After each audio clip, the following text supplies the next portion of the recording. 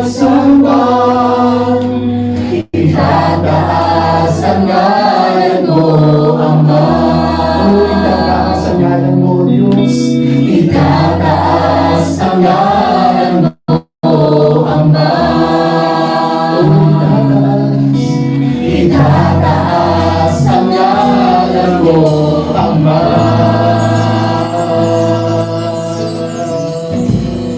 Hallelujah. O aming Ama, Panginoong Jesus, o kataas-taasan ka, O Diyos. Kaya nararapat ka sa aming pagpupuri, nararapat ka sa aming pagsamba. Sapagkat, O Diyos, dakila ka, wala kang katulad, O Diyos. Walang katulad ang iyong kapangyarihan, O Diyos. For you are the God who made us. You are the God who the maker of all the earth, O God, and all the things on this earth, O God. Hallelujah. Lord, dakila ka, nararapat ka sa aming pagpupuri, sapagkat, O Diyos, dakila, walang katulad ang iyong pag-ibig. Hallelujah. O Diyos, na kami, O God, bagaman kami hindi karapat-dapat. O Diyos, while we were sinner, nasa estado kami, Panginoon, Lord, na nagkakasala against you. But Lord Jesus, there is none like your love, O God. Na minahal mo pa rin kami, O Diyos. Father, Lord Jesus, Lord, binigay mo po yung buhay, O God, sa krus upang kami tubusin sa aming mga kasalanan. Maraming pong salamat, O Diyos, Ama. Lord God, na tunay na wala kang katulad, Lord, sa iyong pag-ibig na nagawa mo rin ibigay, O Diyos, even, Lord, your presence, O God. The Holy Spirit, Lord, sa buhay po namin, O Diyos. Lord, na nagbibigay ng tunay na kapayapaan.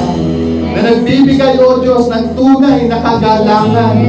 Hallelujah. Na patuloy na nagpapaalala, Lord, tumutulong sa amin, O Diyos, na paghawakan ng iyong mga pangako, ang iyong mga salita, na tunay na tapat, O Diyos. Lord, na wala, Panginoon, kasi ng malingan, na tunay na hindi napapako. Lord God, na pangako mo, hallelujah, na sa pangalan ng Panginoong Jesus, patuloy, O Diyos, na daan mo, mararanasan, Lord, na patuloy na nagtitiwala sa iyo. Kaya maraming pong salamat, O Diyos. Sa iyo ang aming papuri, sa iyo ang aming pagluluwalhati, O Diyos. Hallelujah, hallelujah. Oh, hallelujah. Napakabuti mo, O Diyos. Lord, at tunay nga po, kapuri-puri ka sapagkat ikaw yung Diyos namin na hindi nagbabago. Hallelujah. Lord, kung sino ka dati, ngayon, ganun ka pa rin, Lord, magpakailanman. Hallelujah. Kaya salamat, O Diyos, sa hindi mo po nagbabago, Lord. Nakatangian ng mga pangako at mga salita. Kaya po sa oras na ito, O Diyos, Ama, nakakalapit kami patuloy at makakalapit sa iyo, O Diyos. Sa trono ng iyong biyaya, O God. Dahil sa iyong mga salita, sa iyong mga pangako na hindi nagbabago, na sa pangalan ng aming Panginoong Jesucristo. Hallelujah. We can come, O God. We can enter, O God, your throne of grace to receive your blessings, to receive, Lord, your help, O God, in times of needs, O God. Hallelujah. To receive, O God, the mighty acts of our Lord Jesus Christ, O God. Hallelujah. Lord, ang iyong pag-ibig na makapangyarihan, Panginoon. Lord, na nagpagaling, O Diyos. Noon, Panginoon, we can receive now, O God.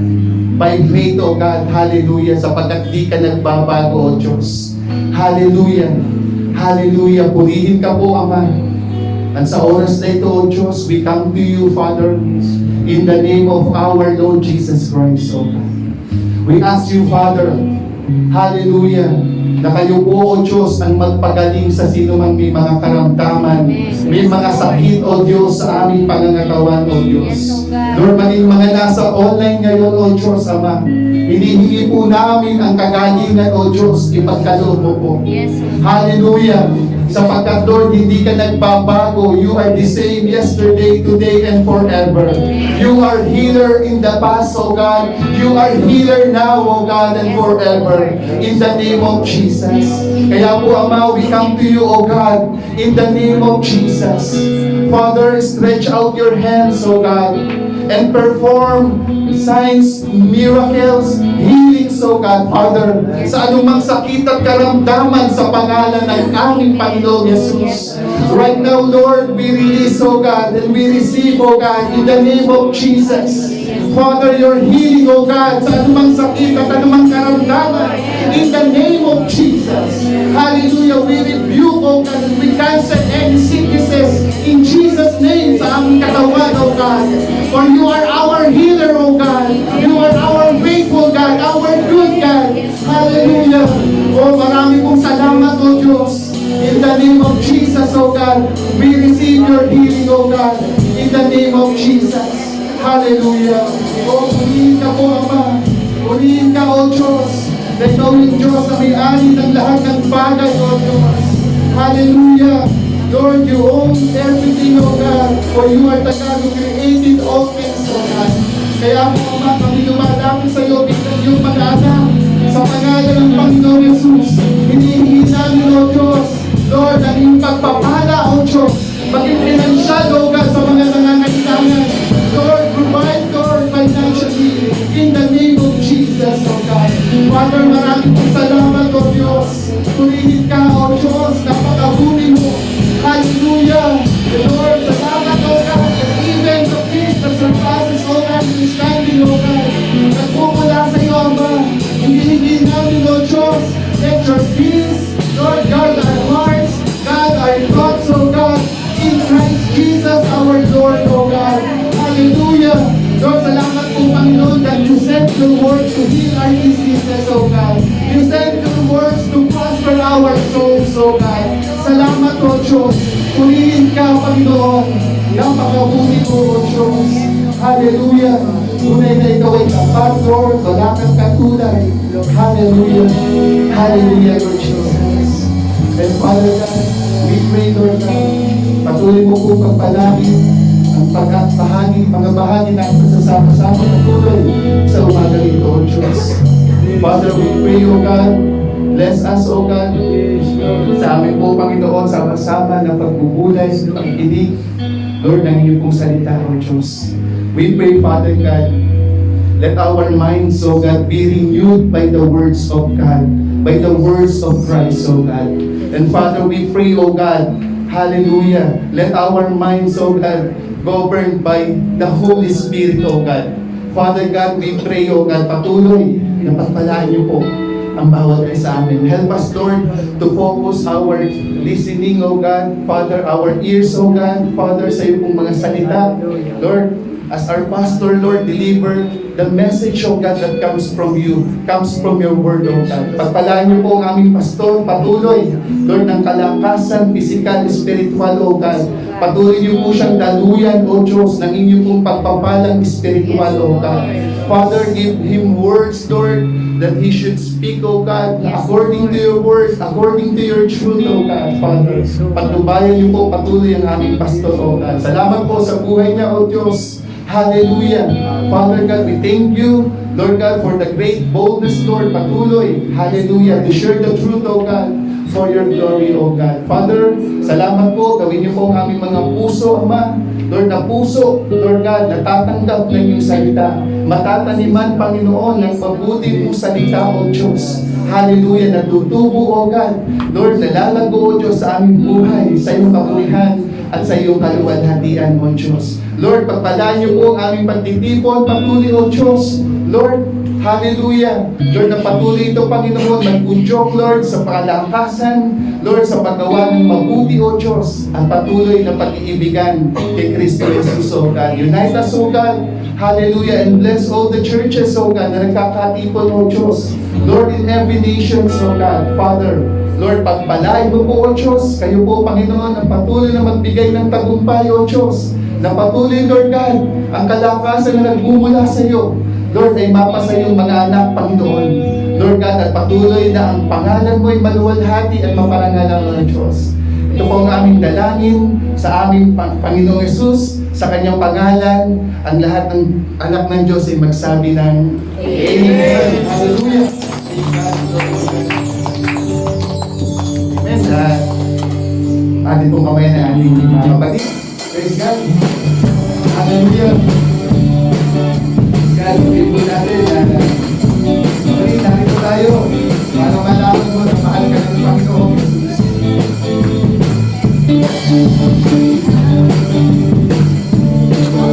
Mahal niya tayo, kaya tayo nandito.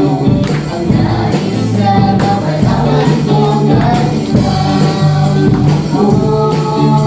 Mahal ni Cristo, sa pagkakot ko ng kamay, hindi mo ay kakalaman. Kasama ko ang tunay, na ikaw ako ay mahalaga. O ikaw ako, mahal niya tayo, kaya tayo'y narito. Ang nais na malaman ko na ikaw ako. Mahal ni Cristo, sa pagkakot ko ng kamay, hindi mo ay nakakalaman. Alam ako tunay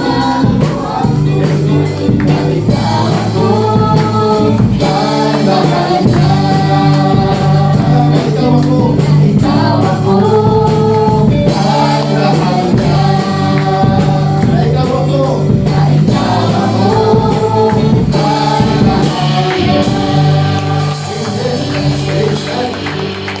Glory to God. Salamat po sa ating Panginoon at pwede po tayo masandali ko po. Glory to God. Praise God na tayo po ngayon ay dadako sa pagpapahayag ko ng salita ng ating Panginoon. Amen. Sa pagpapahayag po ni Pastor Ron. Glory to God.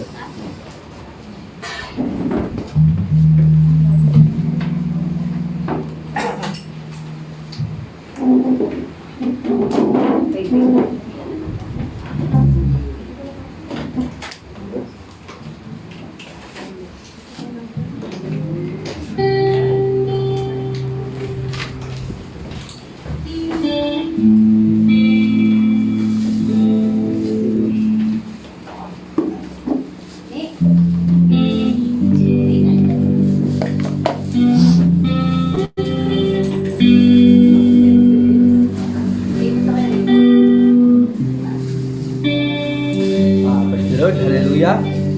Magandang umaga sa inyo lahat. At alam na natin sa buhay na ito, importante sa buhay natin talagang yung Diyos makasama natin sa araw-araw ng ating buhay. Sapagkat aano mo yung buhay kung hindi mo naman kasama ang Panginoon. Sapagkat alam natin ang pagkasama mo ang Panginoon, talagang hindi ka mapapahamak. Pagkasama mo ang Panginoon, ano man ang pangarap mo sa buhay, talagang makakamtan mo yun sapagkat ang Diyos nagbibigay ng tagumpay, nagbibigay ng pag-asa, at nagbibigay ng kalakasan sa bawat isa sa atin. Kaya nga, sa panahon natin ito, di ba, maraming kabuluhan na nangyayari, maraming mga paghihirap ang nangyayari, pero sa ating mga anak ng Diyos, hindi tayo dapat matakot sapagkat may kasama tayo ang Diyos. Katulad din mo ni Noah, di ba? Yung gugunawin itong mundo, nakita natin si Noah hindi pinabayaan ng Diyos. Sapagkat sa araw-araw ng buhay ni Noah, kasama niya ang Diyos sa kanyang paglakad dito sa mundo. Kaya masarap talaga pagkang kasama mo sa buhay mo ang Diyos mo. Amen. Sapagkat alam natin, hindi niya tayo pababayaan. Kaya kung ano man problema mo, huwag kang matakot sapagkat kasama mo ang Diyos. Pagkasama mo ang Diyos, siya ang bahala sa problema mo. Pagkasama mo ang Diyos, lahat ng kinakatakutan mo, pwede niyang tanggalin yan sa puso mo sapagkat siya yung Diyos ng pag-asa. Kaya ang mga taong nasa Panginoon, talagang mawawala yung takot niya. Bakit mawawala yung takot niya? Sapagkat ang Diyos nagbibigay pag-asa sa mga taong naniniwala sa Kanya. At mga kapatid, bago tayo magsimula sa ating pagbulay-bulay sa salita ng Diyos, manalangin tayo. Dakila naming Amang Diyos, salamat Panginoon sa oras na ito, Panginoon. Lord, nandito na naman po kami, Panginoon, sa pakikinig ng iyong salita. Samahan mo po kami, Panginoon, sa aming pagbulay-bulay ng iyong salita, Panginoon. Na itong salita mo maging pagpapala sa bawat isa sa aming Panginoon. Na itong salita mo maging rema to, Panginoon, sa bawat buhay namin, Panginoon. Na hindi ito lalabas, Panginoon, sa tinga namin, kundi mananatili ito sa aming puso. At ito'y araw-araw namin iisipin hanggang matupad namin ang iyong kalooban. Kaya salamat, Lord, sa salita mo sa araw na ito, Panginoon. Lord, pagpalain mo lahat ng makikinig sa iyong salita, ganun din sa online, Panginoon. Ito lahat, binabalik ko sa iyo lahat ang kapurihan sa pangalan ni Kristo Jesus na aming Panginoon at tagapagligtas. Amen and amen. Hallelujah. Praise God. Ang topic natin, mga kapatid, sa oras na ito, binabagatan ko, the true happiness in life. Tandaan natin sa buhay na ito, ang tao, kanya-kanyang gusto sa buhay. Sapagkat may mga tao na akala nila, ang tao na ang happiness, nakikita yan sa libutan, nakikita yung kaligayahan kung may pera ka, nakikita yung kaligayahan kung tagumpay ka sa buhay o sikat ka sa buhay. Tandaan natin, lahat ng mga bagay na wala ang Diyos, yung mga bagay na yan, pansamantala lang yan. Kaya sa mundo, hindi ka magiging maligaya kung wala kang pera. Di ba? Ganyan sa mundo eh. Napakamahal ng gastos para lumigaya ka dito sa mundo. Di ba? Lalo-lalo na yung mga taong may pera na hinahanap nila yung kaligayahan nila. Kaya yung iba pumupunta ng Boracay, nagagastos ng pera para lang ma-relax yung buhay.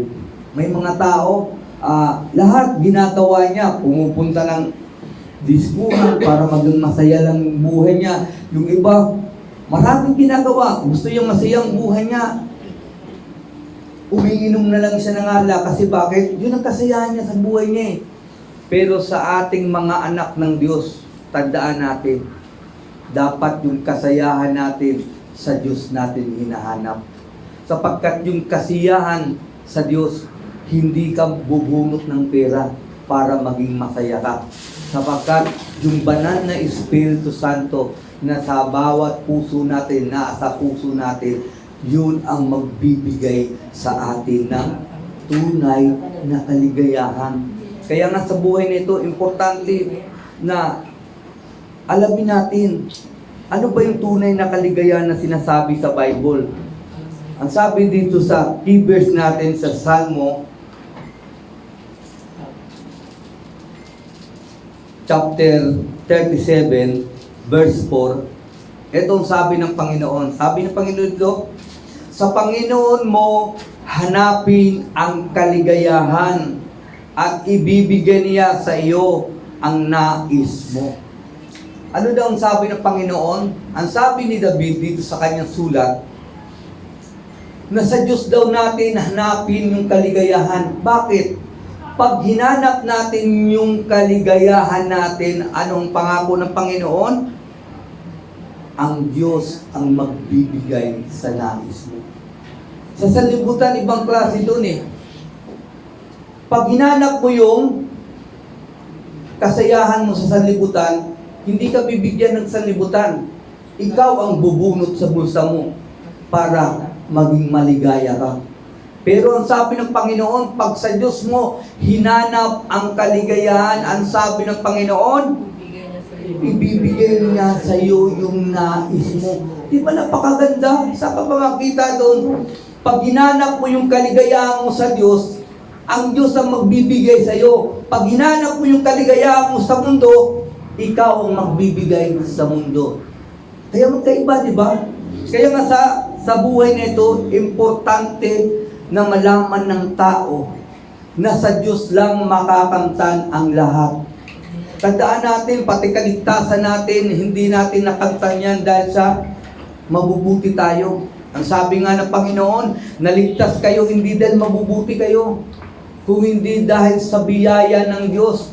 Dahil yung nanampalataya kayo kay Kristo, ibinigay sa inyo yung biyaya ng Diyos na dala-dala ni Kristo. Ang sabi nga ng Panginoon, naligtas tayo dahil kay Kristo Jesus. Kaya nga ang tao, wala siyang mapagmamalaki sa bawat buhay niya. Sapagkat ang tao, lahat ng meron ng tao, galing sa Diyos. Kaya ang tao dapat, huwag niyang kalimutan yung Diyos. Maraming mga tao ngayon kinakalimutan ng Diyos para lang masunod yung kaligayahan niya sa mundo. Pero tandaan mo, lahat ng humahanap ng kaligayahan sa mundo, tawag nito, siya ang talo. Bukod na ikaw pa yung gagastos, ikaw pa yung maiimperno. Diba? Naggastos ka na para lumigaya ka, pero sa dulo, ikaw pa yung maiimperno. Pero sa Diyos, pag sa Diyos mo hinanap yung kaligayahan mo, ibang klase. Naligtas ka na, ibinigay pa ng Diyos yung nais mo. Kaya nga tayo, binigyan tayo ng isip ng Diyos. Mentras buhay tayo, binigyan tayo ng pangunawa ng Diyos. Kaya nga sabi ng Diyos, piliin mo ang buhay. Huwag mong piliin ang kamatayan. Pag sinabi kasing kamatayan, huwag mong piliin yung masumpa ka. Kundi piliin mo yung mapagpala ka. At ang pagpapala, sa Diyos lang natin makikita. Kaya nga sa buhay nito, wala tayong mapagmamalaki sa Diyos eh. Sapagkat ang Diyos ang nagbibigay ng lahat. Lahat ng tinatamasa dito ng tao, dito sa babaw ng mundo, lahat yan ay bigay ng Diyos. Kaya dapat paglingkuran natin ang Diyos mintas buhay pa tayo. Tandaan natin, sa buhay na ito, ang taya dito, hindi yung kayamanan mo, hindi yung trabaho mo, ang taya dito, ano? Yung kaluluwa mo. Kaya pag ikaw, pinili mo yung sanlibutan, parang pinili mo yung kamatayan. Pero pag ang Diyos ang pinili mo, tandaan mo, pinili mo yung buhay na walang hanggan na punong-puno ng kasaganaan. Kaya ito yung pinag-aaral na natin sa umaga nito, the true happiness in life. Tanong po, magtatanong kayo sa akin, Pastor, ano ba yung hanapin yung kaligayahan sa Panginoon? Ano ba yun? Tandaan natin mga kapatid, ang kaligayahan sa Panginoon, kusa yan ibinibigay sa mga anak ng Diyos. Ano lang ang gagawin mo para mahanap mo yung kaligayahan ng Diyos? Kailangan tama yung relasyon mo sa Panginoon. Kaya nga dito, sabi nga dito sa pagkauna, right relationship with God. Kung gusto mo mahanap yung tunay na kaligayahan, dapat tama yung relasyon mo sa Panginoon. Totoo ba yun? Totoo yun eh. Ikuha na lang natin. Bigay na lang natin ang halimbawa sa mag-asawa. Pag ang mag-asawa, hindi tama yung relasyon niya, masaya ba sila? Puno sila ng away. Simula umaga, tanghali, at gabi. Puno sila ng away. Bakit? Hindi tama yung relasyon nila. Ganon din sa Diyos. Pag ang relasyon natin sa Diyos hindi tama, hindi natin makakantan yung kaligayahan na hinahanap natin sa Diyos. Para sa tao lang yan. Ang mag-asawa, hindi niya mahanap yung kaligayahan niya pag hindi tama yung relasyon natin sa Diyos. Kaya nga tayo mga anak ng Diyos, tinuturuan tayo na dapat tama yung relasyon natin sa Diyos. Ano bang ibig sabihin na tama yung relasyon? Dapat sa center ng buhay natin, yung pag-ibig ng Diyos, yun dapat ang nasa gitna natin para maging tama yung relasyon. Kaya nga sa mag-aasawa, magtataka ka, pag yung asawa, silang dalawa, punong-puno ng pagmamahalan, kaya nga naimbento yung salita eh, kahit saging ang kinakain, basta labing. Di ba? Bakit naimbento yun? Hindi totoo yun. Kasi bakit? Aanuin mo naman ang sarap ng pagkain mo. Pero, hindi naman tama yung relasyon nyo sa isa't isa. Kaya nga sa Panginoon, kailangan maging ganun din tayo. Tama yung relasyon natin. Kaya nga sabi ni David dito, anong sabi ni David? Sabi ni David dito sa Salmo chapter 16 verse 11. Ano ba sabi ni David?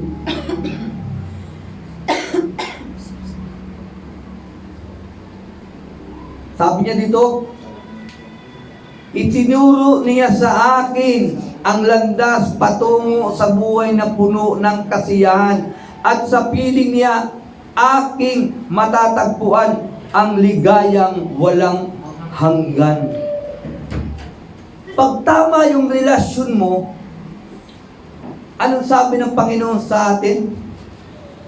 Magkakamit tayo ng kaligayahang walang hanggan.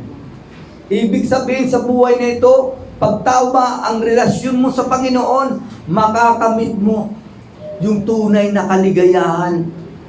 Yung kaligayahan na hindi kailangan maggastos ka ng pera.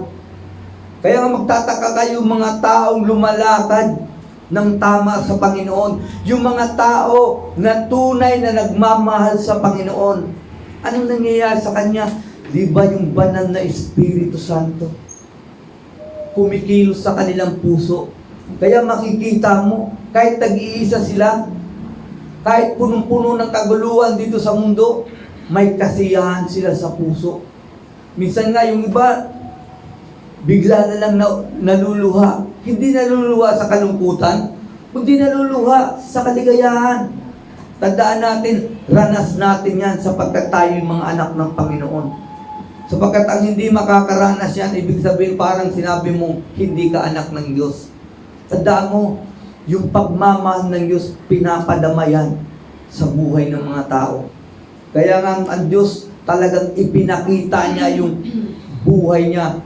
Pinakita niya kung gaano kaimportante yung buhay na punong-puno ng pagmamahal. Kasi kung ang Diyos hindi siya punong-puno ng pagmamahal, palagay ko, kahit isa sa atin, hindi pwedeng maligtas. Kasi nga sabi ng Bible, sa Romans 3:23, lahat ay nagkasala at hindi nakaabot sa kaluwalhatian ng Diyos. Kaya kung ang Diyos hindi siya puno-puno ng pagmamahalan, puno-puno ng pagmamahal, palagay ko isa sa atin, walang mapupunta sa langit. Isa sa atin, walang buhay na walang hanggan. Kasi bakit? Isa lang ang babagsakan natin, yung impyerno, yung dagat-dagatang apoy. Pero magtataka ka, dahil sa pag-ibig ng Diyos, nagawa niya ang lahat. Kaya nga nakita natin yung God the Father, saka yung anak ng Diyos, saka yung Espiritu Santo.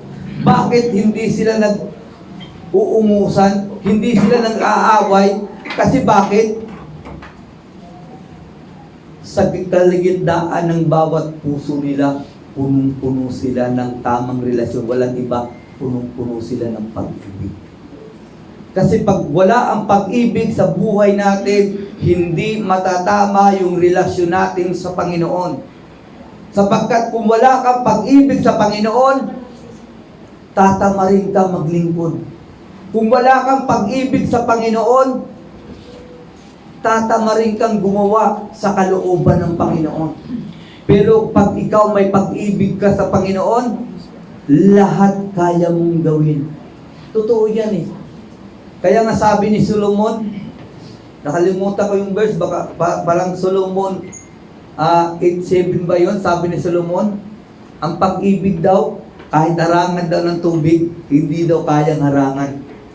Kasi ganun yung pagmamahal eh. Pag ikaw may pag-ibig ka sa Panginoon,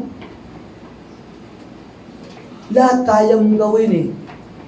Kaya nga minsan, pumunta ako sa Cebu, binata pa ako, pumunta ako doon sa lugar na yun, pagkatapos, nag-stay ako doon sa Cebu. Kasi bago ko pumunta ng Manila, dumaan ako ng Cebu. Doon sa inistihan ko na bahay na lodging, magbabayad ka lang araw-araw, pwede na kasi yung barko, waves pa tatakbo. Pupunta ko na doon, 3 araw ko doon. Doon sa CR doon, nakita ko doon nakalagay doon sa CR, kung may pag-ibig ka, kaya mong gawin ang lahat. Doon naman sa kabilang liguan, nakalagay naman doon, at there's a will, there's a way. Parang sinabi doon talaga, parang pinapakita talaga doon, walang imposible sa taong nagmamahal. Kaya nga ang mga tao, pag may pag-ibig siya sa puso niya, may pag-ibig siya doon sa puso niya, talagang napapagtiisan niya ang lahat ng bagay. Nagagawa niya yung lahat ng bagay. Bakit? Dahil may pag-ibig siya. Kaya nga yung mga tao, pag wala ng pag-ibig sa pagsasama, anong mangyayari? Di ba maghiwalay? Kaya nga yung ibang tataka ka, di ba? Nagsimula silang pag-ibig. Di ba? Ano ba yung tamang relasyon? Di ba? Ibalik natin sa mag-boyfriend sa girlfriend, di ba? Yung primero pa silang boyfriend sa girlfriend, di ba? Tawag ng tawag, di ba? Pagbababa ng sasakyan, talagang inaalala yan. Pag maglalakad, talagang holding hands, di ba? Di ba ganon? Pero minsan, sa katagal-tagalan, magtataka ka, di ba? Minsan nauuna yung lalaki, minsan nauuli yung lalaki. Diba? Kung sa una, pagbaba, inaalala yan, bahala ka na sa sarili mo, bumaba ka dyan, total may paa ka naman, di ba? Oh? Yung primero pa, di ba? Walang katapusang kwentuhan, hindi natatapos yung kwentuhan ninyo, di ba? Pero katagal-tagalan, magtataka ka. Kahit 5 minutes lang, 10 minutes lang, hindi natatagal yung kwentuhan kasi bakit? Pag tumagal pa, baka mapunta pa ng away. Di ba? Ganon. Tandaan natin, bakit nangyayari yun? Dahil yung pag-ibig, bumababa yung kalagayan sa pag-ibig ng tao. At tandaan natin sa Diyos, gusto ng Diyos yung pag-ibig natin sa Kanya, hindi bumababa. Kaya nga ang Diyos, parating nagsasabi ang Diyos sa atin, kung gusto natin matama yung relasyon natin, huwag nating kalimutan yung first love natin sa Panginoon. Di ba yung mga tao na bagong mag-born again, magtataka ka? Hindi, naglalagay pa lang ng bangko, yung iba nandoon na. Kasi bakit? Sobrang active. Di ba? Lahat ng gawain ng Panginoon, present siya. Kasi bakit? Sobra yung pagmamahal niya sa Panginoon, pero katagal-tagalan magtataka ka. Hindi na nagagawa niya yung nagagawa niya sa una. Kasi bakit? Yung first love niya sa Panginoon, unti-unti na nawawala. Tandaan mo, nakakatakot kasi pag mawala yung first love mo sa Panginoon. Sapagkat pag mawala yung first love mo sa Panginoon, hindi matatama yung relasyon mo at hindi mo mararanasan yung kaligayahan na tunay. Kaya nga sa ating buhay, sa araw-araw ng buhay natin, huwag nating kalimutan na maging mabuti yung relasyon natin sa Panginoon. Sapagkat alam natin, pag mabuti yung relasyon natin sa Panginoon, makakamit natin yung tunay na kaligayahan. At hindi lang yun ang pangako ng Panginoon, makakamit mo pa yung nais mo sa buhay. Kaya nga wala kang makikitang mga anak ng Diyos na malungkot ang buhay. Lahat ng anak ng Diyos kahit dumadaan sa kalungkutan, pero kinakaya niya yung kalungkutan niya dahil sa Panginoon. Dahil sa pangako ng Panginoon, nakakaya niya. Kaya nga yung mga ang anak ng Diyos, hindi siya katulad ng anak ng sanlibutan. Anak doon sa kabila. Kasi bakit? Tandaan mo, yung Panginoon sa kabila, ibang klase yun. Yun lang ang Panginoon na Wala siyang pakialam sa kanyang mga sakop. Wala siyang pakialam. Kasi ang gusto lang talaga niya, ang bawat lalapit sa kanya, susunod sa kanya, isa lang ang gusto niya. Wasakin, patayin, at sirain yung buhay. Yun ang gusto ng kaaway. Pero yung Diyos, pag ikaw nakipagrelasyon ka sa Diyos at naging Panginoon mang Diyos, tandaan mo, lahat ng mga magagandang plano, gusto ng Diyos maibigay sa iyo. Kaya nga dapat maging tama yung relasyon natin para makamit natin yung tunay na kaligayahan. Kaya para hindi tayo mawala sa sanlibutan ay sa Panginoon. Kasi mga tao kasi na hindi tama yung relasyon niya sa Panginoon, nawawala siya sa Diyos eh. Napupunta siya sa sanlibutan. Kaya magtataka ka. Pag panahon sa kalayawan, gising na gising. Di ba? Pero panahon sa Panginoon, antok na antok. Hindi kayo magtataka niyan. Di ba? Galing sa bahay, natulog naman kayo, di ba? Galing sa bahay, natulog kayo, di ba? Pagdating ninyo, ilang oras lang, nakakaramdam kayo ng antok. Hindi kayo nagtataka niyan. Kasi nga, kilala ng Diyos at kilala ng kaaway kung sino talaga yung nagmamahal sa Panginoon.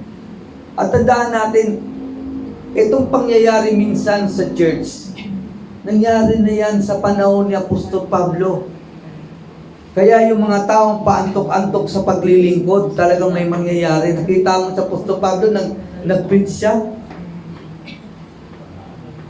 Yung isa doon, sa kakapakinig niya ng preach, naantok siya at nahulog siya sa bintana at namatay siya.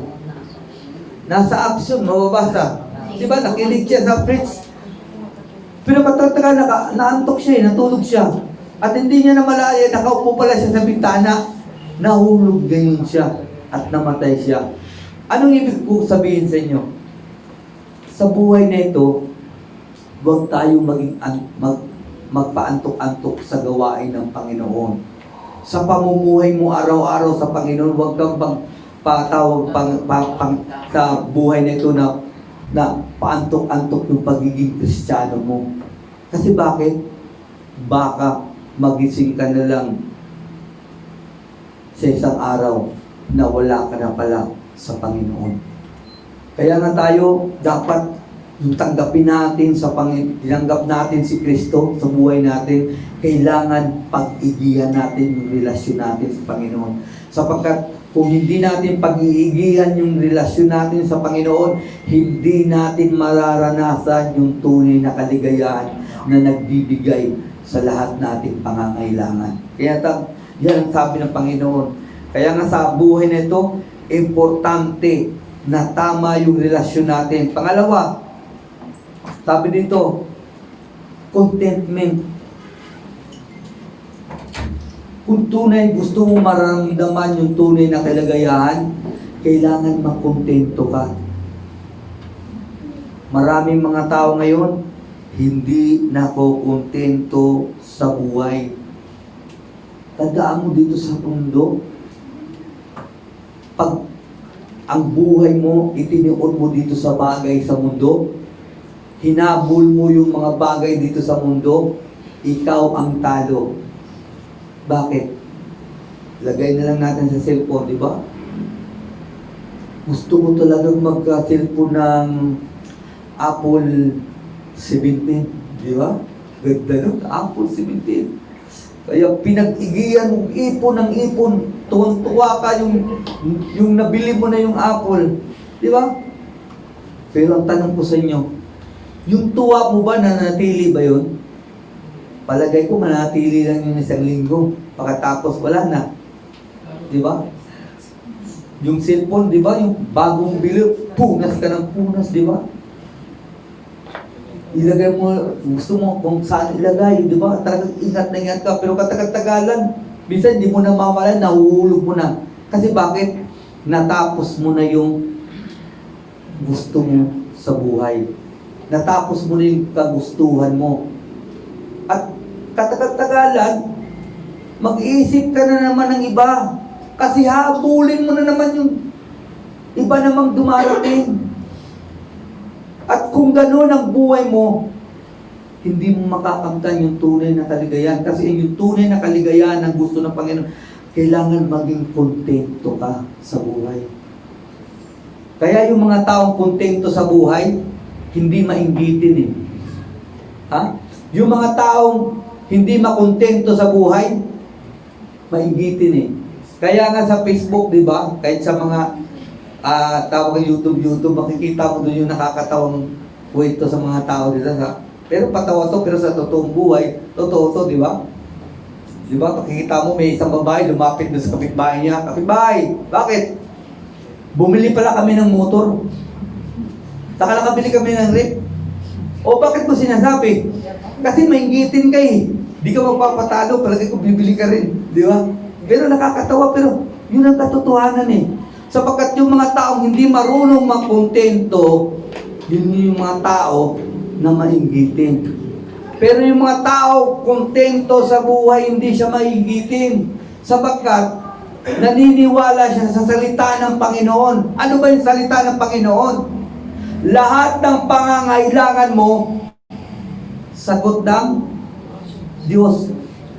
At sabi nga ng Panginoon, pag inuna mo yung Diyos, at sabi ng Panginoon, lahat ng gusto mo sa buhay, ibibigay sa iyo ng Diyos. Bakit maraming mga tao hindi niya nakakantang yung gusto niya? Sapagkat ayaw niyang lumakad doon sa daan na pinapalakad ng Diyos sa kanya. Tandaan mo ang Diyos natin, parang sa atin din yan. Pag ikaw ba may anak ka, alam mo yung kutsilyo, maliit pa siya, alam mo yung kutsilyo nakakasugat, ibibigay mo ba sa kanya? Siyempre hindi.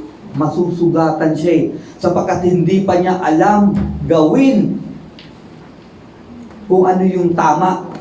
Maraming mga tao gustong pagpalain ng Diyos pero hindi mapagpala ng Diyos kasi bakit? Yung buhay hindi tama. Kasi pag pinagpala ka ng Diyos, yung buhay hindi tawa, pinagpala ka ng Diyos,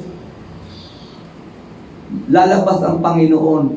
Diyos siya na konsidador. Diba? Kaya nga sa buhay natin ito eh.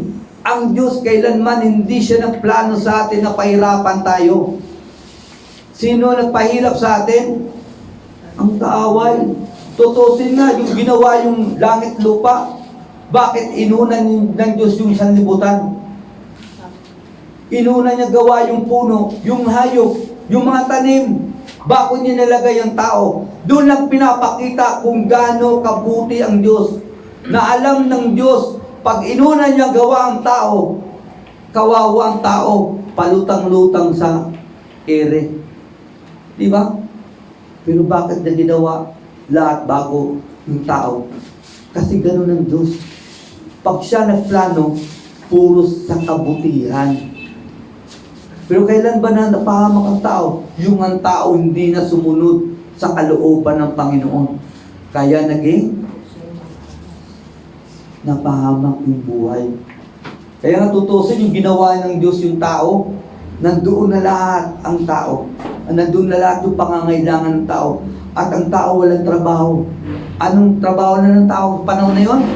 Kung babasahin mo ng Genesis, lakad, tulog, lakad, tulog. Di ba maraming mga tao ngayon gusto hayahay ang buhay? Ganun dapat yung plano ng buhay ng Diyos sa atin, hayahay yung buhay. Pero dahil yung tao, winasak niya yung relasyon niya sa Diyos. Anong nangyari sa kanya? Dumating yung lahat ng kahirapan. Kaya nga itong kahirapan dito sa mundong ito, maraming mga tao ang sinisisi ay Diyos. Huwag mong sisihin ang Diyos, sapagkat lahat ng nangyayari dito sa mundo, lahat yang kagagawa ng Diyos. Kaya nga ang Diyos, pinadala niya yung anak na dito sa libutan para mabago at matama ulit yung relasyon ng tao sa Diyos na naputol. Kasi gusto ng Diyos na matagaptaman natin yung sinabi ni Kristo, pumunta ako sa inyo para bigyan kayo ng buhay, buhay na may kasaganaan. Kaya nga tayong mga anak ng Diyos, kontento tayo eh. Sapagkat alam ng Diyos kung anong makakabuti sa iyo.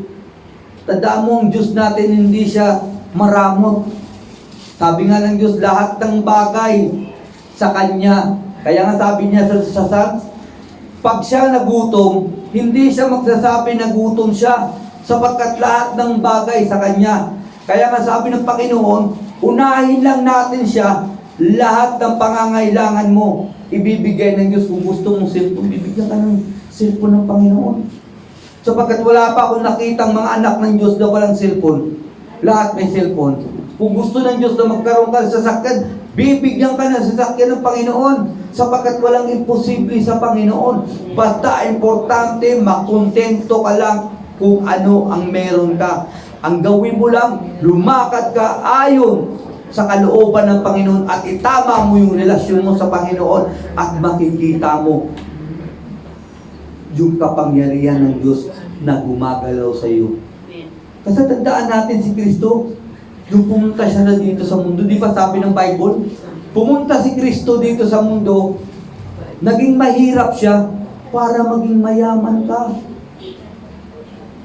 Pero bakit mga tao hindi nila makakamtan yun? Kasi bakit?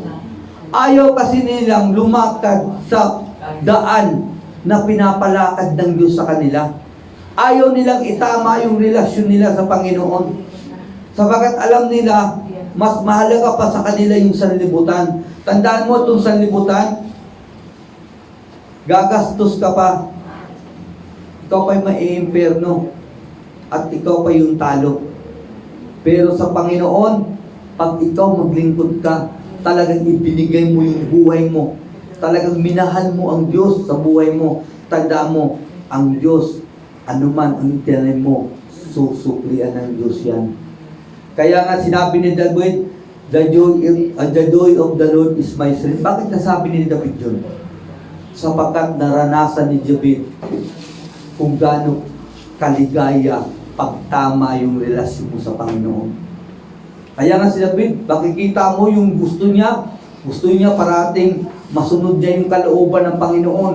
Gusto ni David, gusto niya parating siya magpuri sa Panginoon. Gusto niya parating nasa sa templo ng Panginoon. Bakit nagawa ni David yun? Sapagkat tama yung relasyon niya sa Panginoon. Sapagkat kung hindi tama yung relasyon mo sa Panginoon, sayang lang yung pagsisimba natin dito. Kaya nga sabi ng Revelation, di ba? Isang babala ng Diyos sa mga churches sa Revelation, makikita natin, di ba? 7 babala yun, di ba? Pero may isang babala ron, sinabi ng Panginoon, huwag niyong kalimutan yung first love ninyo. Kasi totoo yung nasa kanta sa sanlibutan, first love never dies, di ba? Kanino lang tinutukoy yun? Sa Diyos. Sapagkat yung pag-ibig ng Diyos hindi nagwawakas. Amen. Kaninong pag-ibig ang nadaday? Ang tao. Subok na yan, panahon pa ni Eva. Subok na yan. Kaya sabi ng Panginoon, huwag mong kalimutan. Kasi pag kinalimutan mo yung first love mo sa Panginoon, hindi magiging tama yung relasyon mo sa Panginoon at hindi ka matututong makontento sa buhay. Sapagkat parati kang takot. Parati kang takot.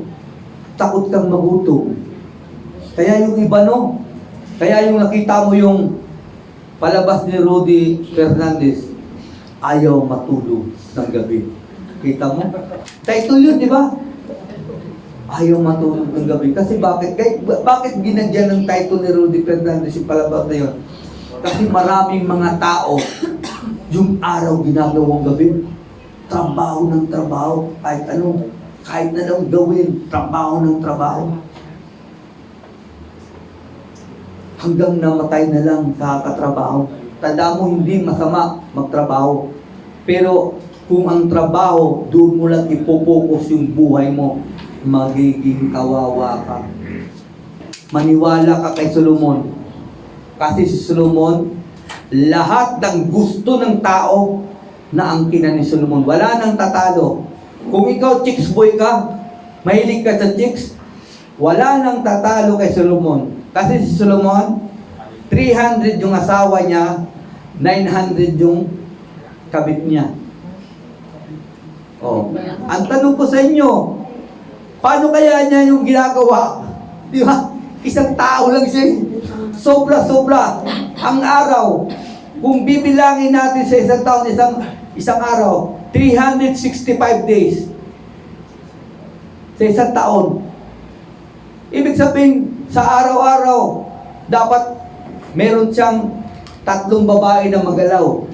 Di ba? Kung ganun. Pero, sabi nga ni Solomon, walang kabuluhan ng lahat. Pati kayamanan, naangkin nga ni Solomon, sabi nga ni Solomon, ako na yung pinakamayaman na tao, pero nakita ko sa ilalim ng araw, yung pinagpaguran ko pala hindi ko madadala pag mamatay ako. Totoo ba yun? Wala pa ako nakitang namatay na lahat ng kayamanan dala-dala dun sa... Papayag kaya yung mga naiwan? Patay ka na, wala ka nang magagawa. Hindi kami papayag kasi bakit? Lahat ng asset ko, ilibing lahat. Lahat ng asset ko, kunin lahat doon sa bangko, sunugin lahat. Wala kang madadala.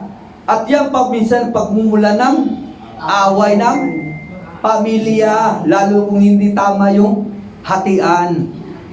Di ba?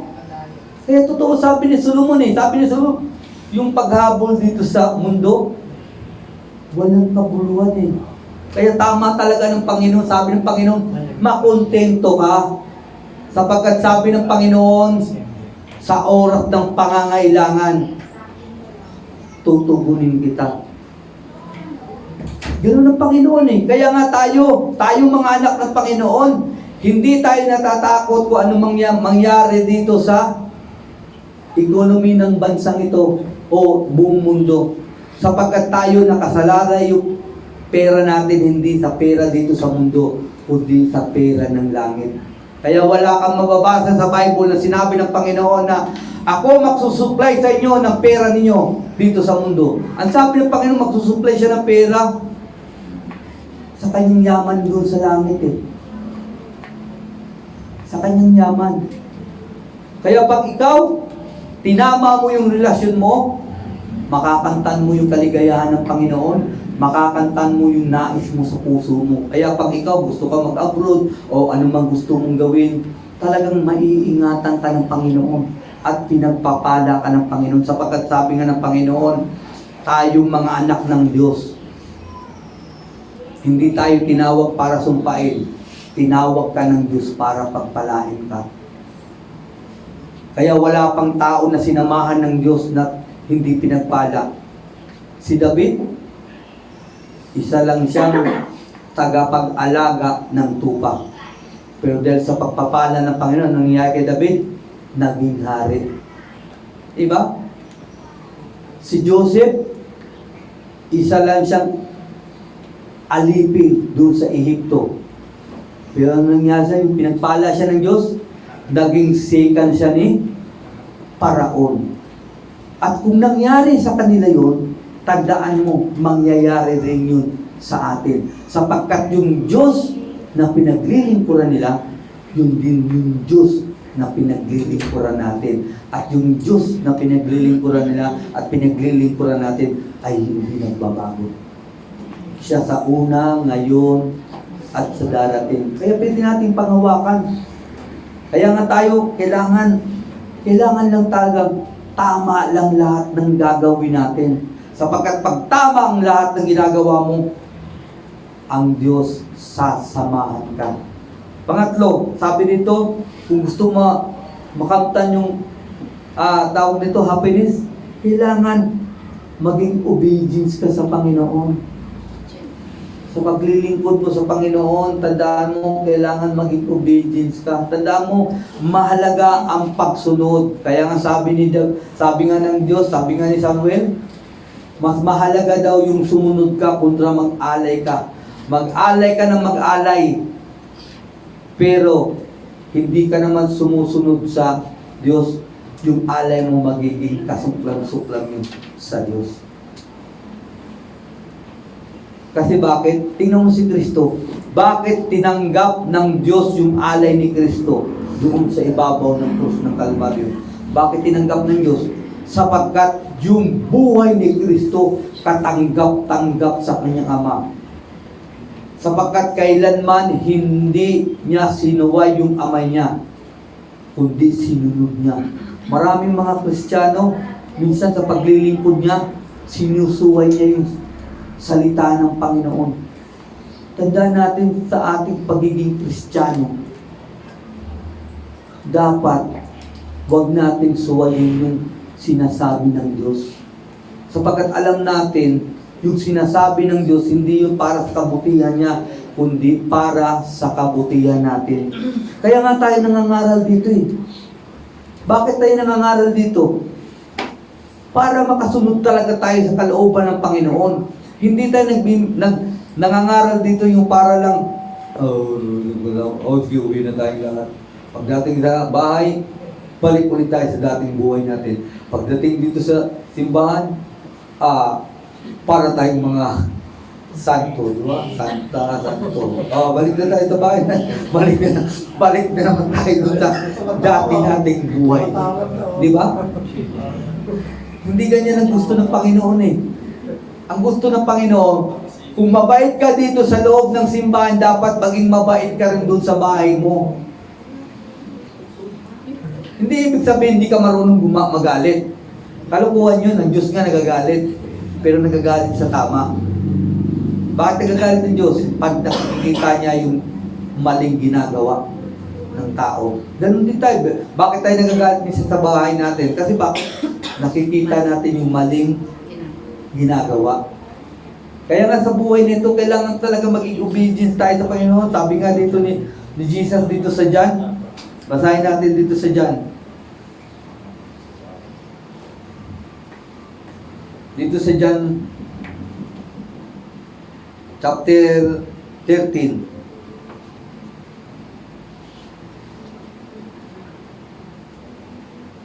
Verse 17. Anong sabi ng Panginoon dito? Ngayon, alam ninyo na ang mga bagay nito. Mapalad kung kayo kung gagawin ang mga ito. Anong sinabi ng Panginoon? Gusto mo maging mapalad? Yung alam mo ang gagawin. Ano ba yung alam mong gagawin sa buhay na ito? Walang iba kundi yung pagsunod sa kalooban ng Panginoon. Kaya nga sabi ng Panginoon, anuman ang ginagawa mo na hindi ayon sa pananampalataya, ano sabi ng Panginoon? Kasalanan. Kasi lahat ng salita ng Diyos naaayon yan sa pananampalataya.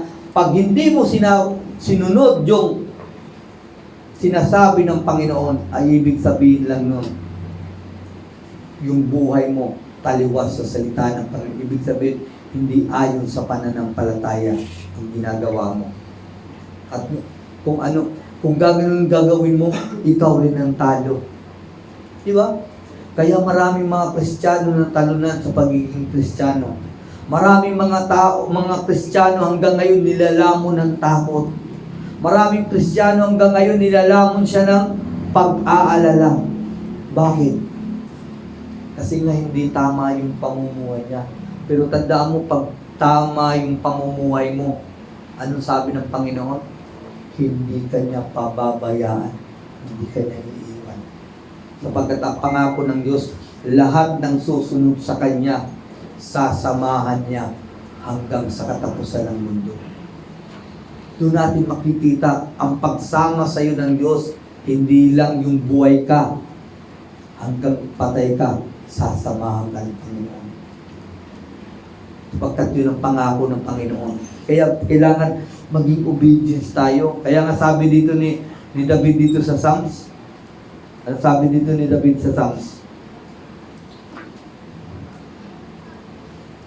Sa Salmo 119, ano sabi dito ni David? Salmo 119.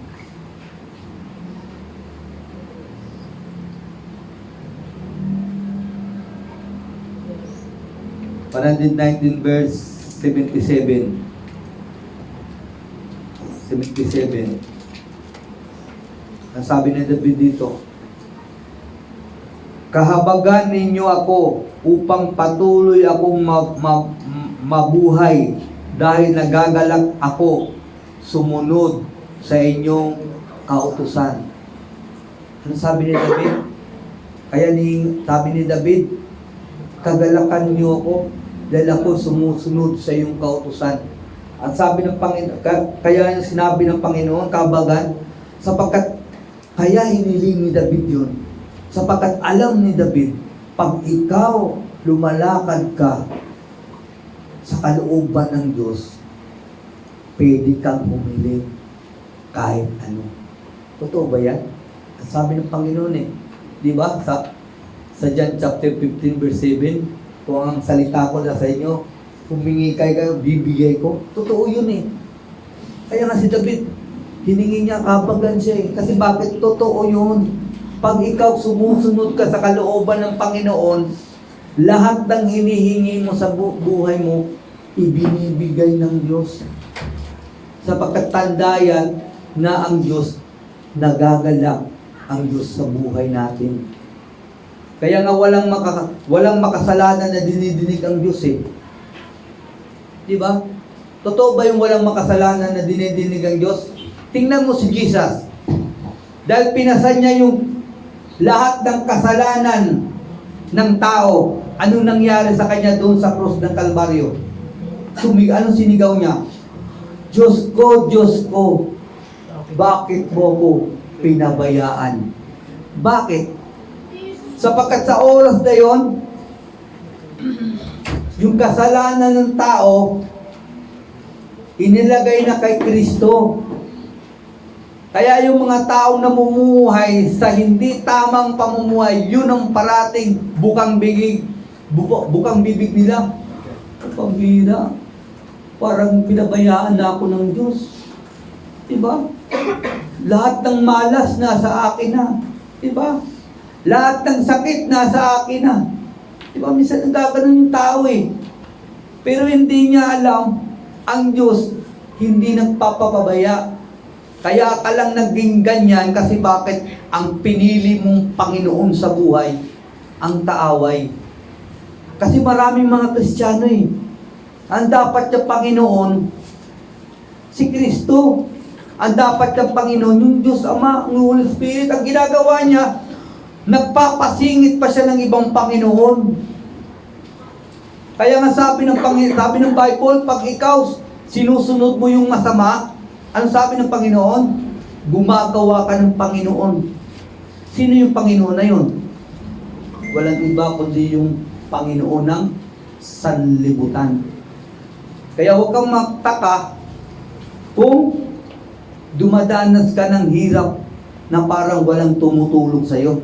Tandaan mo, kahit Kristiyano ka o hindi, dadanas ka ng paghihirap. Kasi kung nararanasan ng mga anak ng Diyos na magkakasakit, nararanasan din yan ng mga hindi anak ng Diyos. Pero ang kagandaan lang sa mga anak ng Diyos, meron siyang matatakbuhan. At ang pangako nga ng Diyos, di ba sabi ni David, the Hebrew, chapter 13 verse 6, sabi niya, kung ang Panginoon ang kasama ko, anong magagawa ng tao? Bakit sinabi yan sa Hebrew? Pinapakita lang ng Diyos, kung ang Diyos kasama mo, anong magagawa sa iyo ng sakit? Wala.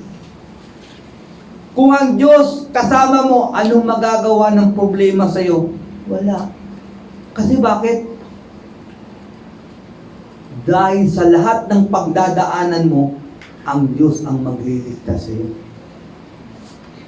Kaya maraming mga tao natatakot siya Lalo na kung pag may sakit ka nararamdaman, ang pumapasok kagad sa iyo, hindi naman yung takot na may sakit ka. Ang pumapasok kasi pag may sakit ka, automatic kasi yung isip ng tao parang tawag dito, digital talaga. Pag ang sakit dito, wala na, kita na ako sa kamatayan nito. Kamatayan kagad Pwede bang gumaling muna? Bakit kamatayan kagad talaga yung pupuntahan mo? Di ba? May mga, ganun ang tao Uy, may pupul na ako Ay, naku, cancel na. Baka may tali yung boy, di ba? Ang bilis ng isip ng tao di ba? Tumatakbo ka agad Pero tayong mga anak ng Panginoon, pag may sakit tayo, hindi ganun ang isip natin. Ang isip natin, yung sinabi ng Panginoon, ano ba sabi ng Panginoon? Sa pamagitan ng aking mga latay, magaling na kayo. Hindi ibig sabihin na walang sakit. But si Pablo may sakit eh. Ang katunayan nga, sabi nga ni Pablo, Panginoon, tanggalin mo tong tinik ko. Anong sabi ng Panginoon? Kung saan ka mahina, doon malakas yung kapangyarihan ko. Yung biyaya ko, sapat na para sa lahat ng nararamdaman sa katawan. Kaya nga tayo, hindi tayo yung pareha sa sanlibutan kung anong nararamdaman, natatakot tayo. Sapagkat meron tayong Diyos na pwede nating ibigay yung takot natin. Kaya tandaan mo mga kapatid, kung ikaw namatay ka, hindi ka talaga namatay sa sakit. Tandaan mo, lahat ng tao sa ayaw mo sa gusto, may sakit ka man, wala kang sakit, lahat tayo nakatakdang mamatay. Ang sabi nga ng Panginoon, may panahon sa pag-anak, may panahon sa kamatayan. Pag dumating yung oras ng kamatayan mo, may sakit ka, wala kang sakit, patay ka. Naalala ko sa una yung matanda sa una in-interview sa Jimmy. Di ba? Lulo, ilang taong ka na nagja-jogging ka sa sarili? Lulo, ilang taong ka na? 93 years old na ako. Wala kang nararamdaman. Oo, wala kang nararamdaman. Di ba? Sabi yung galing. Kaya pala mahabang buhay mo. Pagkasunod, isang linggo lang, nabalitaan na, patay na. Kasi nabangga rin siya sa talulita. Di ba? Kaya nga, pag ikaw, yung kamatayan ng tao, hindi ka makakapili. Tandaan mo yung kamatayan ng tao. Ang Diyos ang may takda niyan, hindi ang sakit. Ang sakit, anong dinudulot ng sakit? Kalungkutan sa buhay, stress, takot, yan ang dinudulot ng sakit. Pero tandaan mo, pag ikaw may anak, may ganyan kang mga bagay, huwag mo ituon. Kasi lalo-lalo kung anak ka ng Diyos, sa Diyos mo ituon lahat. Sapagkat ang pag-asa mo sa Diyos. Isipin mo parati yung sinasabi ng Hebrew chapter 13, verse 6. Sabi niya, kung ang Panginoon ang kasama ko, anong magagawa sa akin ng tao? Kaya pag inisip ko, may nararamdaman din ako sa katawan ko eh. Pero parati ko lang iniisip sa buhay ko, ang Diyos at kasama ko, anong magagawa sa akin ng sakit. Sapagkat habang hindi pa dumating yung takdang panahon mo, buhay ka pa rin. Pero pag dumating yung takdang panahon mo, yun ang sinasabi sa eskwelahan, finish or not finish, pass your paper. Di ba? O, finish. Dumating na eh. Oras na eh, di ba? Kaya nga sa buhay nito, mentas buhay ka, kailangan, number 1, itama mo yung relasyon mo sa Panginoon. Itama mo yung tawag nito, yung makontento ka sa buhay. Maging obedient ka sa Panginoon. Sapagkat alam mo naman, kung ikaw magiging obedient ka sa Panginoon, makakantan mo yung kaligayahan sa buhay. At makakantan mo yung tunay ng anong gusto mo sa buhay na mangyari mo sa sarili mo. Sapagkat ang Diyos ang bibigay niyan. Hindi nyo ba alam, ang Diyos ang nagpapaangat, ang Diyos din ang nagpapababa. Kaya nga sa buhay natin, dapat isintro na natin sa Panginoon yung isip natin. Hindi na magtatagal, malapit nang dumating ang Panginoon. Sabi nga ng Panginoon, kung bang nakikita nyo itong nangyayari ngayon, ang sabi ng Panginoon, ako ay nasa trono. Hindi. Ang sabi ng Panginoon, ako ay nasa pintuan na. Ang Diyos ngayon nasa pintuan na. Kaya lang hindi pa nakakababa ang Panginoon kasi hindi pa lahat nakakarinig sa salita ng Panginoon. Hindi pa lahat nakukumpleto yung ililigtas. Sapagkat ang Diyos, siya yung God of order. Kung ano ang nakalagay na ililigtas niya, yun din ang maliligtas. Hindi yan patulad ng ibang tao na kapag yung barko, pag dumating yung oras, yung pasahero na nakabayad na ng ticket, umalis kasi na mali, na binili na pagka dumating yung iiwanan yung barko, iiwanan siya ng barko. Ang Diyos natin hindi ganyan. Pag ikaw nakasulat ka sa libro ng buhay, hindi ka iiwanan ng Diyos. Sasama ka ng Diyos. Sino yung iiwanan? Yung mga tao na hindi tama ang relasyon sa Panginoon. Kaya dalawa ng pagpipilian ng tao eh. Tamang relasyon, kasama ka sa rapture. Hindi tamang relasyon mo sa Panginoon, ikaw yung magsasagubang dito sa malaking kahirapan. At itong malaking kahirapan na ito talaga yung tunay na nakakatakot kasi sabi ng Bible, hindi pa to nangyari kailanman simula ng itatag ang mundo. Kaya nga itong pinag-aralan natin dapat isa puso natin to. Kahit saan tayo magpunta, ano man ang ginagawa natin, isa puso natin, dapat matuto tayong isentro yung isip natin sa Panginoon. Isentro mo parati. Kung naglalakad ka, nagtatrabaho ka, isipin mo ang Panginoon. Kasi pag iniisip mo ang Panginoon, hindi nyo ba alam, pag iniisip nyo ang Panginoon, nagagawa ninyo yung kalooban ng Panginoon. Kasi kung ano ang iniisip mo yung nagagawa mo, isipin mo yung, di ba, gusto kang, tawag nito, gusto kang pumunta ng mall. Yun ang isipin mo parati, di ba? Yun talaga, magtataka ka. Gusto ko talaga pumunta ng mall. Magtataka mo, bibihis ka na lang talaga, pumunta ka na lang talaga sa mall. Kasi yun ang iniisip mo eh. Kasi totoo talaga kung anong iniisip mo yun kay. Pag iniisip mo yung Diyos, ibig sabihin maka-Diyos ka. Pag iniisip mo yung laman, makalaman ka. Kaya nga sa buhay natin, kailangan ituon natin yung isip natin sa Panginoon kung gusto tayong yung tagumpay ng buhay makamtan natin, yung pananampalataya natin maging karapat-dapat sa Diyos. Kaya mga kapatid, sa oras na ito, sana nagbigay sa inyo to ng tawag nito, pagpapala, sapagkat itong preach naman to, hindi lang to para sa pastor. Hindi nyo ba alam, minsan nagpipreach ako, pag may nakalimutan ko sa preach ko, lalo na kung naka-record, pinapanood ko sa bahay.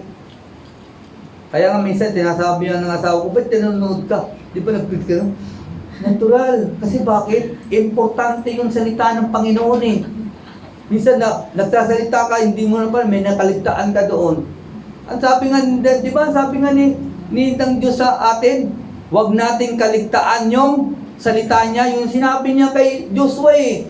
Di ba? Joshua 1, chapter 1, verse 7 to 8. Yun ang sabi ng Panginoon, kung gusto mong magtagumpay huwag mong kalimutan yung salita ng Panginoon. Yung iba kasi kinakalimutan eh.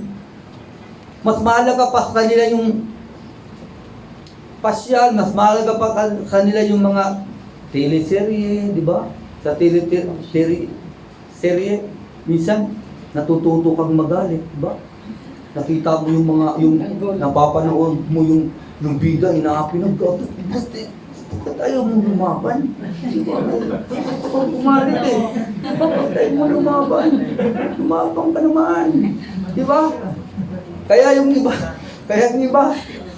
nanonood ng teleserye, paiyak-iyak pa. Di ba? Iyak. Pero sa Panginoon, di talaga marunong umiyak eh. Kasi bakit? Mas feel pa niya yung teleserye kontra sa Panginoon. Huwag nating hayaan maging ganun ang buhay. Kailangan sa ating paglilingkod, huwag natin sayangin yung pagkakataon natin. Mintas buhay ka, gawin mo yung tama. Kasi darating ang araw, mawawala ka rito sa mundo. Manalangin tayo. Dakila namin ang Diyos. Salamat Panginoon sa iyong salita, Panginoon. Lord, tulungan mo po kami, Panginoon. Na iyong salita mo, Panginoon, na narinig namin, hindi ito lalabas sa aming tinga, kundi mananatili ito sa aming puso. Na sa araw-araw, Panginoon, ng aming buhay, maalala namin yung salita mo, kung gaano kabuti, kung gaano kadakila, Panginoon, at masabuhay namin ito, Panginoon, hanggang sa iyong pagdating, para hindi kami nakakaiyak sa oras na ikaw ay dumating dito sa mundo ito. Salamat, Panginoon, sa bawat mga anak mo na nakikinig. Palayan mo sila, pati yung nasa online. Binabalik ko sa iyo lahat ng kapurihan sa pangalan ni Kristo Jesus. Amen. Hallelujah.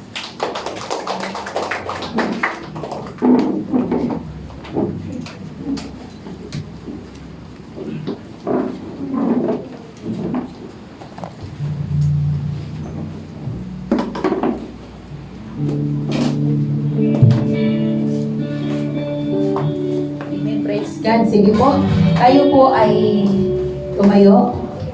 Amen na tayo po yung darako sa ating tithes and offering. Sige po, sama-sama po tayo po ng manalangin. At patuloy po natin na pasalamatan po ang ating Diyos sa lahat ng biyaya, sa lahat ng pagpapalang ipinagkaloob niya po sa atin. Sige po, lahat po, tayo po ay hawakan lamang po natin yung ating po mga envelopes. At yan po ay patuloy talaga natin idinulog sa ating Panginoon. Sige po, sige, lahat po tayo tumayo at iyoko po natin ating mga ulat. Sabay-sabay po tayo na magpasalamat at manalangin. O dakilang Diyos, napakabuti niyo po sa amin. Tunay nga na ikaw ang aming Diyos na punong-puno ng pag-ibig at tunay na nasa iyo lamang, Lord, ang lahat ng biyaya at pagpapala na amin pong nakakamtan sa aming pong buhay, sa araw-araw, at maging sa buong linggo, Panginoon. Nagpapasalamat po kami na patuloy kang nariyan at lahat po ng aming mga pangangailangan ay tunay na ipinagkaloob niyo po sa amin. Kaya sa mga oras na ito, kami po ay lumalapit, kami pa ay patuloy na dumudulog sa iyo, at ang lahat po, O Diyos, na amin po may ibibigay sa iyo, O Diyos, na kaloob. Hallelujah, tunay nga, O Panginoon, na maraming salamat na dahil sa tulong mo, dahil sa lakas na ipinagkaloob mo sa amin sa buong linggo, maraming salamat na pinagtagumpay mo kami sa lahat ng aming mga pinagukuhanan, ng aming mga hanap buhay, trabaho, negosyo, at anuman, O Diyos, na ito, O God, na pinagmumula ng aming mga income. Maraming salamat po, Amang Diyos, na patuloy ka na nandyan at patuloy na hindi mo kami pinababayaan, lagi mo kami iniingatan, sinasamahan sa araw-araw po ng aming mga hanap buhay, sa araw-araw po ng aming buhay, Amang Diyos. Kaya maraming salamat na sa mga oras na ito, ay patuloy po, O Diyos, na bigyan niyo po ang aming mga puso ng kapayapaan at tunay na kagalakan sa aming pong pagbibigay. Na alam namin ang lahat ng ito ay nagmumula lamang sa iyo. Kaya, O Diyos, pagpalain niyo po ang bawat isa, lahat po kami na narito ngayon na mag-aari sa iyo ng mga kaloob.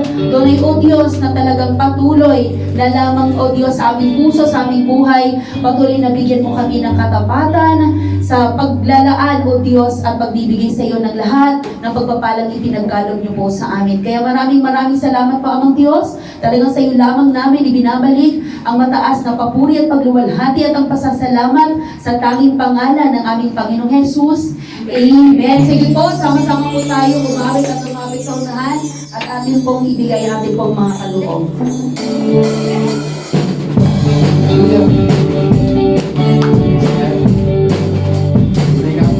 Panginoon Jesus, ating mabuting pastor. Hallelujah, na tunay na mabuting na pinagmalala sa mga mensahe. Sa ng pagpapala mo, lagi na ang itatapa mo sa mga pagkakain at kakakain. Pinatitignan sa puso ko, sama mo, iiyak at tubos. Pinagpipigil sa bahawin, pagkat ikaw ang mabuti, pagkat ikaw ang mabuti. Yes, Lord, hallelujah.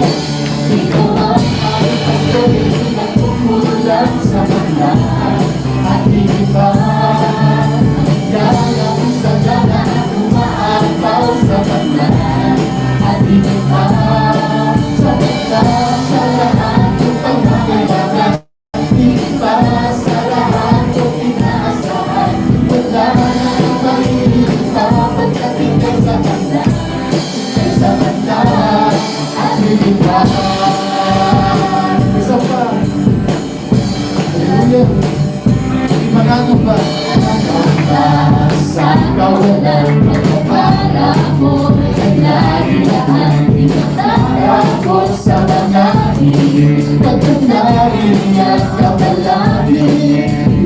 Pinagpipigil sa pagsunod, sama mo, iiyak at ito. Pinagpipigil sa pagkaw, pagkat ikaw ay mabuti, Panginoon Jesus. O napakabuti, napakabuti. Ikaw ba ang pastor, hindi magkukulang sa banal at hindi ba ang biyaya mo sa gana at umaapaw sa banal at hindi ba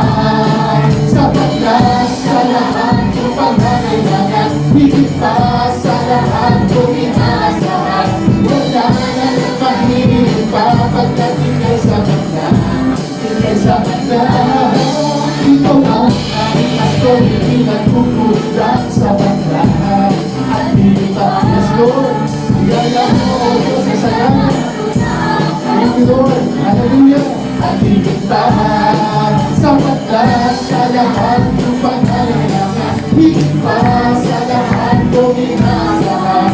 Wala nang pag-ibig pa pagkat ika'y sapat na, ika'y sapat na at higit pa. Wala nang pag-ibig pa o Diyos, nang pag-ibig pa pagkat ika'y sapat na. Yes, Lord Jesus, at higit pa. Thank you, Lord.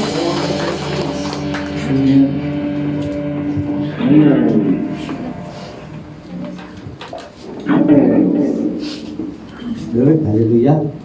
Taas natin yung kamay natin dito sa kahit ng offering. Dakila namin amang Diyos, salamat Panginoon sa bawat kaloob ng iyong mga anak.